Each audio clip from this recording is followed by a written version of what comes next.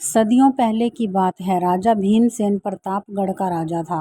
राजा की इकलौती संतान उसकी पुत्री चंद्रप्रभा थी।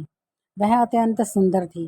चंद्रप्रभा के विवाह योग्य होने पर राजा को पुत्री के लिए एक योग्य वर की तलाश थी। राजा एक ऐसा बुद्धिमान वर खोजना चाहता था जो उसकी पुत्री से विवाह के पश्चात उसके राज्य को भी संभाल सके। राजा ने ऐलान किया कि जो कोई भी राजकुमारी से विवाह करना चाहता है वह संसार की सबसे मूल्यवान वस्तु लेकर आए।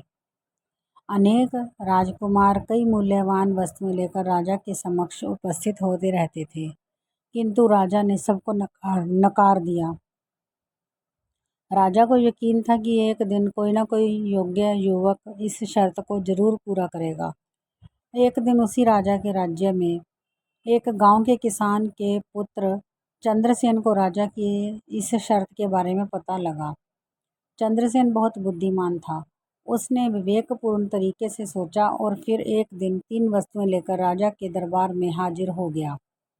राजा से अनुमति पाकर वह बोला, मैं दुनिया की 3 सबसे महत्वपूर्ण वस्तुएं लाया हूँ।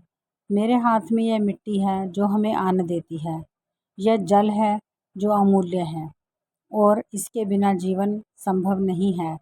तीसरी वस्तु पुस्तक है। पुस्तकें ज्ञान का आधार होती हैं और ज्ञान के बिना सृष्टि का संचालन असंभव है।